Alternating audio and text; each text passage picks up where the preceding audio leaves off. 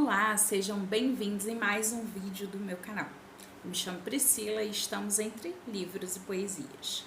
Vamos para minhas leituras de outubro? Vamos começar falando uma coletânea de contos que eu li, do William Bittencourt, um escritor nacional angrense, que é da minha cidade e que eu gosto muito. Eu sempre estou trazendo alguma coisa dele aqui para vocês.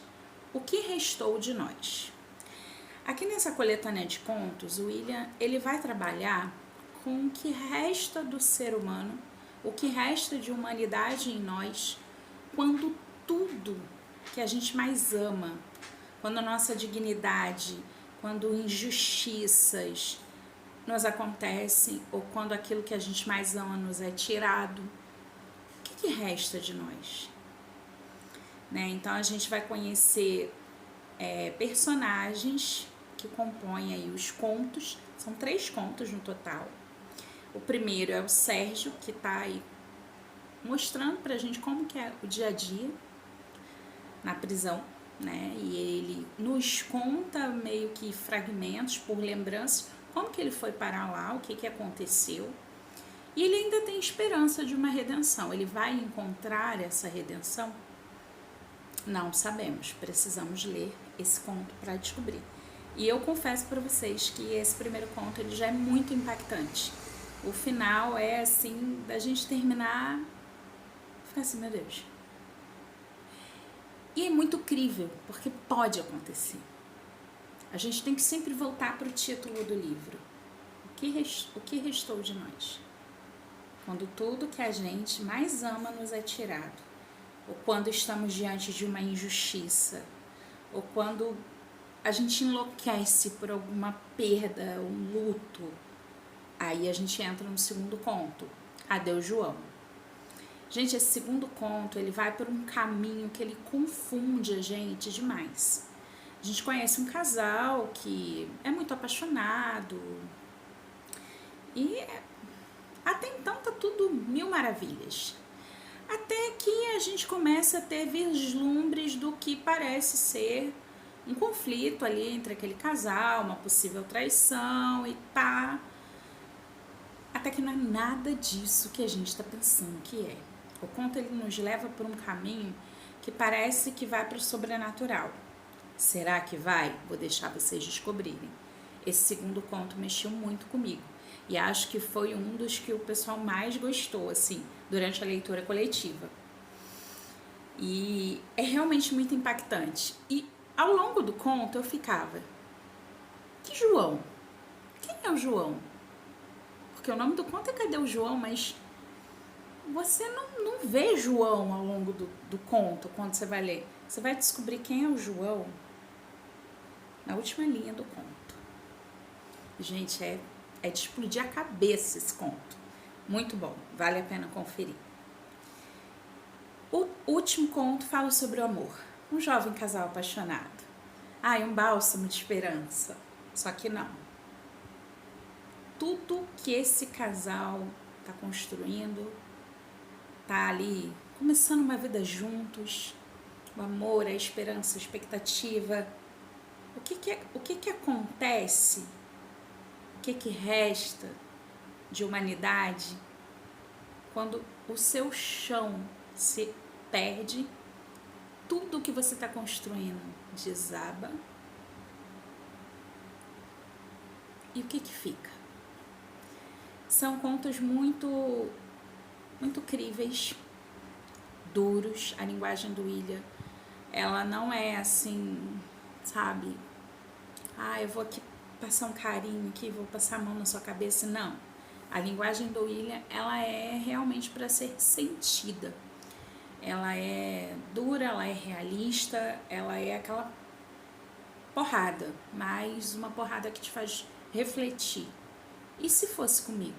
E se eu tivesse no lugar do Sérgio, da Rosângela,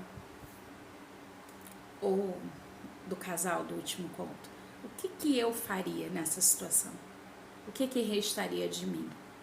Então eu acho que ficou muito para mim essa questão que o monstro, os demônios, o fantasma, ou a assombração será que ele está tão longe quanto a gente imagina ou ele está dentro de nós?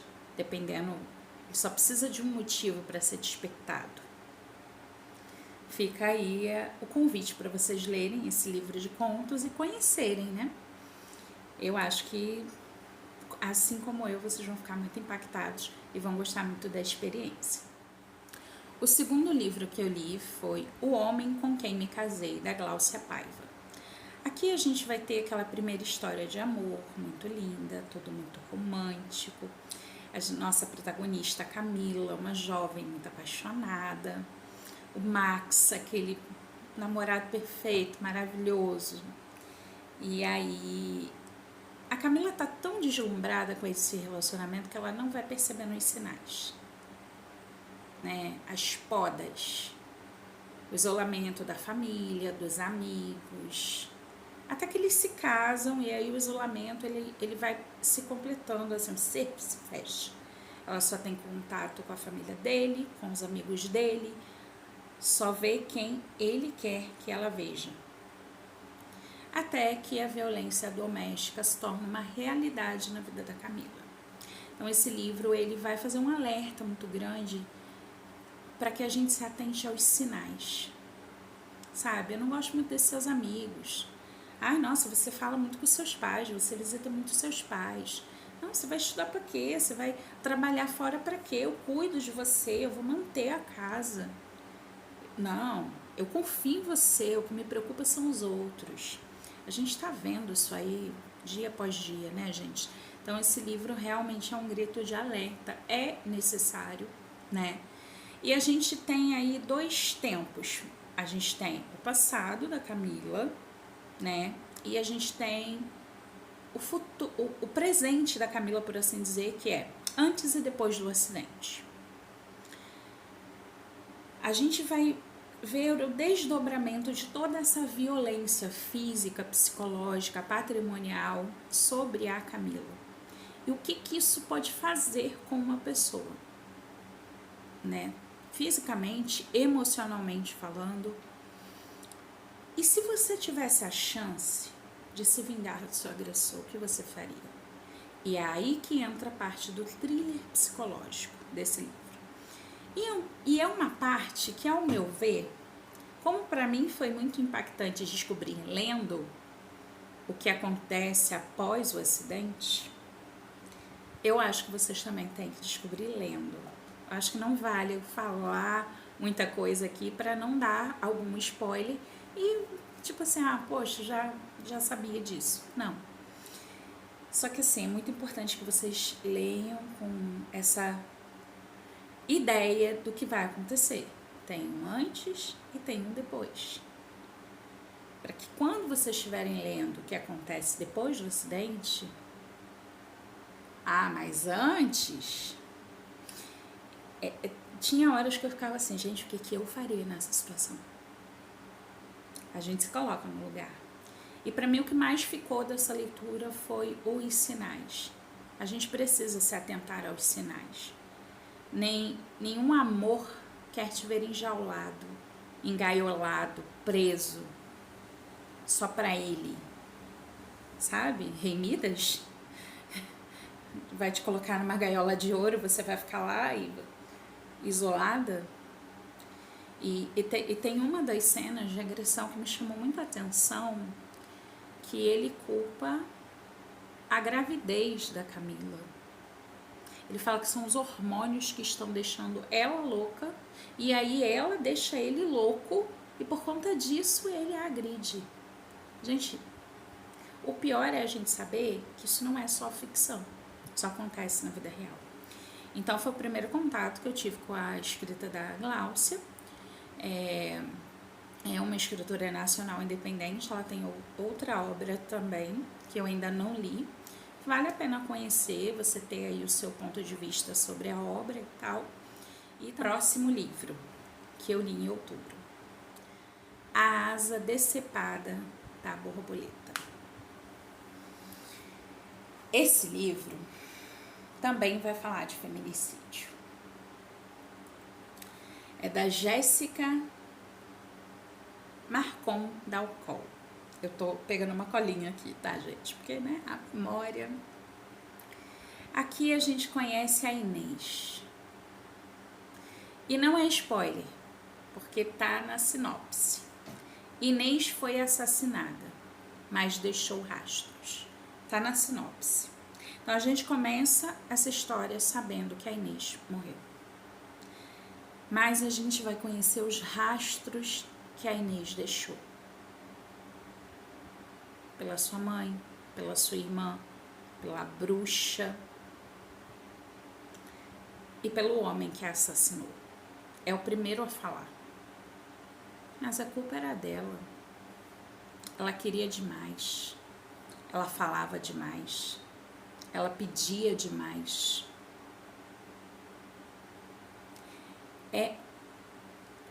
Gente, chega a dar um embrulho no estômago ver as desculpas que ele dá pro que ele fez.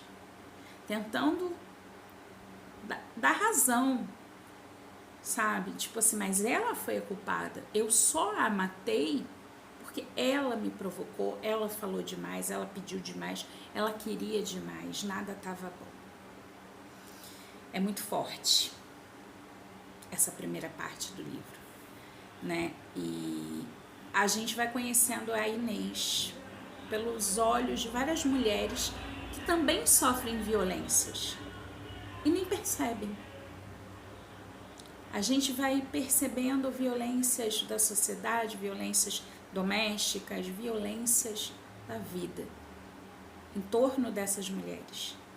E o livro não vai falar só sobre feminicídio, sobre violência, mas vai falar também sobre intolerância religiosa, vai falar também sobre essa união das mulheres machucadas, decepadas, que precisam arrancar forças de algum lugar muito maior do que elas, que vem lá da sua ancestralidade, para se erguer e continuar, dando voz e vez para que outras histórias como a de Inês não se repitam.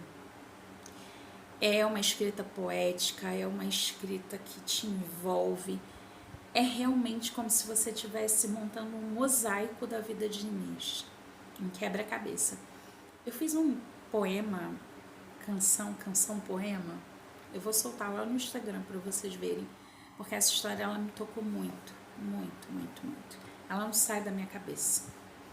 Então eu quero compartilhar esse canto, esse lamento que eu fiz, porque eu acho que é muito propício soltar isso nesse momento que a gente está aí, nesse levante pelas mulheres vivas.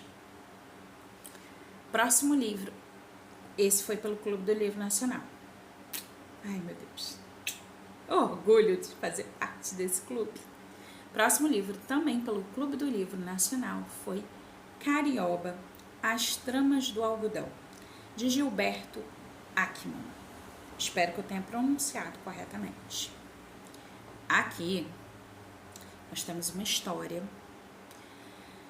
que a gente vai conhecer um pouco aí a formação de Carioba, a cidadezinha, seus costumes, sua cultura, como que ela sobrevive das tecelagens, né, das fábricas de algodão. Tudo isso sobre a influência da guerra que está acontecendo lá fora e do governo da Era Vargas, né? Esse governo que era bem populista, né? Mas não queria ser atrelado, né, nem aos alemães e nem aos italianos no período da guerra. Deixa eu só ver aqui, Segunda Guerra Mundial, isso, para eu não falar errado. E aqui a gente começa a história acompanhando 4 crianças que foram abandonadas próximas à Igreja Velha de Carioba. O Diogo, a Carmela, o Beppe e a Fortunata. 2 dessas crianças, que é o Diogo e a Carmela, são adotadas pela família Hans, a família mais poderosa, dona das tecelagens e de quase tudo que tem em Carioba. E tratados como iguais, como parte da família, até que o velho Hans morre e o filho assume e nasce a filha, Olga. Gente, que ranço que eu tomei dessa personagem. Mulher ruim. Aí eles viram o chofer e a Carmela vira a empregada de Olga. É isso. E ela faz da vida deles um inferno. Ponto, tá? Não vamos sofrer de ilusões. E a gente acompanha o Beppe, que é adotado pelo pastor da cidade. Ele tem umas visões, e as visões deles quase sempre se realizam.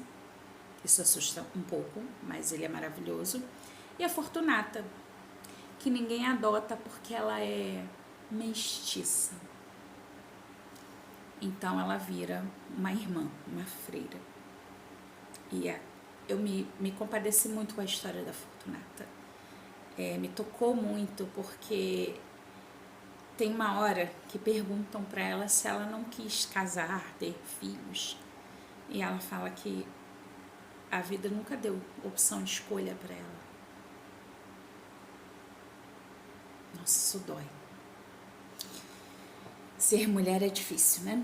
E aí a gente acompanha esses 4 personagens e os demais personagens que perpassam aí a trama, a família Hans, os outros personagens da cidade.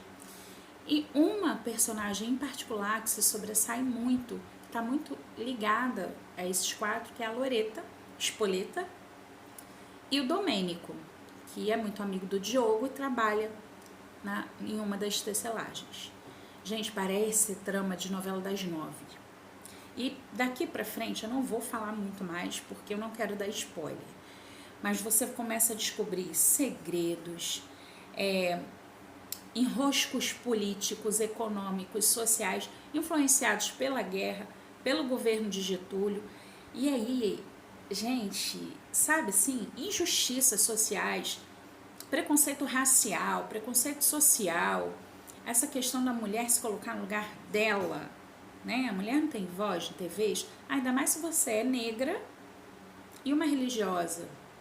Então, tudo que tem um ar de tipo assim, uma manifestação ali, porque alguém foi mandado embora e estão se reunindo para juntar alimentos para a família daquela pessoa. Pronto, você já recebe uma notificação da polícia que está tendo uma reunião comunista. É nesse nível, é nesse ciclo que a gente está vivendo em Carioba. E a gente tem várias situações difíceis de engolir nessa história. E eu me apeguei muito à Loreta porque nossa menina passa por algumas dessas situações. Mas é uma trama maravilhosa de acompanhar. A leitura só vai, é fluida, é boa. Parece que você está vendo capítulos de novela mesmo e você quer saber mais. Descobrir mais daquela cidade, daquelas vidas, daquelas histórias que se interlaçam. Cada capítulo é narrado por um desses 4 protagonistas, então eu achei isso muito interessante. A gente fica vendo o ponto de vista de cada um, né? Tive raiva de alguns personagens, né? Tem uma das cenas que eles estão vendo na família Hans, né? O Wagner, namorado da Olga, e ela e a família Hans, eles estão lá assistindo um filme de Hitler. E nossa, como que o Hitler é maravilhoso, como que o Hitler é...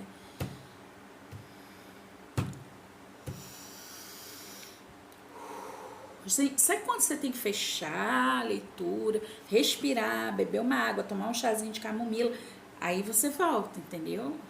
Gilberto, foi difícil, mas a gente passou. E estou doida para ler o próximo, que é Carioba, As Correntes de Vento. Eu quero continuar essa história e saber o que mais vai acontecer na vida desses protagonistas que conquistaram um lugarzinho especial no meu coração. Próxima leitura, Pangeia, a Elita Liar. Cyphers. Não pode faltar, né, gente? Aqui a gente tem uma distopia. Terceira Guerra Mundial estourou, a radiação tomou conta do planeta e os poucos seres humanos que sobreviveram vivem numa instalação, num subterrâneo, né? Com uma organização própria, um governo próprio, regras próprias, leis próprias, punições próprias, tudo próprio. A gente tem uma língua própria, a gente tem muito segredo, mistérios. E uma protagonista maravilhosa, que eu me encantei por ela logo de início, né? Deixa eu só achar aqui, eu tô tentando aqui me localizar, porque outubro já faz um tempinho, né, gente? O ano tá correndo tão rápido que eu não tô dando conta de, sabe, acompanhar. E aí, com essa nova ordem, essa forma de organizar, a gente tem uma sociedade feita pelos Alt, Med e Bax. Quem narra a história pra gente, quem vai nos falando um pouco sobre essa sociedade, como que eles vivem, trabalham e como se relacionam, é a avó Misa Kaase. Eu me simpatizei muito com ela, uma protagonista que a gente logo de cara se identifica, sabe? Só que ela começa a perceber que algo está errado nessa sociedade e que nem tudo é o que parece e que as estruturas que construíram, edificaram essa sociedade que hoje eles vivem escondem segredos e segredos muito podres. Gente, o plot desse livro é de explodir a cabeça. Mais uma vez, uma leitura do Cyphers conseguiu fazer eu ficar olhando pro teto e falar, não, o que foi isso aqui? O que aconteceu? Eu não sei. Eu fiquei de boca aberta. E aqui, essa é uma das histórias que eu não posso falar muita coisa mesmo, porque vocês precisam descobrir. Mas só dou um pequeno alerta para vocês, tá? Tem umas cenas fortes, tá? Algumas me arrancaram lágrimas. Nossa protagonista sofre um pouquinho também, né? É uma distopia, né, gente? É uma distopia onde a gente está vivendo um caos, com poucos sobreviventes. Lá fora, tomado por radiação. Então, você tem que viver no subterrâneo, numa sociedade que tudo é muito ali, ó, rígido. Para você ter noção, só pode ter um filho por família. Para uma outra criança nascer nessa família, esse filho que existe tem que morrer. Ah, morreu alguém nessa casa, dessa família, aí pode ter outra criança. Então, controle de natalidade, tudo ali é feito muito rigorosamente. Mas será que tudo o que parece é? Então, a gente vai descobrindo com a avó Misa os segredos, os mistérios, tudo que cerca essa sociedade que eles vivem. E o final é assim de surtar, de enlouquecer, de querer logo o próximo volume. E eu espero ler logo. É uma trilogia, então eu espero ler logo o próximo volume para ver como que tá se desenrolando essa história e como a nossa protagonista tá, né? Porque tava rolando aí um romance, né? Só que assim como na vida as coisas não são flores, ela também vai descobrir que nessa história aí dela também não são, né? Então, são migalhas de romance, assim, sabe? Mas tá lá, existe. Foram as minhas leituras de outubro. Em breve trago para vocês as de novembro. Espero não demorar tanto mais. Um beijo. Se você gosta de conteúdos como esse, curte esse vídeo, deixa seu joinha, deixa um comentário. Não deixe de comentar, gente. Isso é muito importante para o YouTube entender que vocês gostam do que vocês estão assistindo, tá bom? Então, às vezes tem lá 50 visualizações, mas tem 10 curtidas, 2 comentários. 50 pessoas viu, mas só 10 deram joinha e 2 comentaram. Então, imagina se as 50 curtirem. Se pelo menos a metade aí já comentar, já me ajuda muito a crescer no YouTube. Um grande beijo, até o próximo vídeo. Tchau!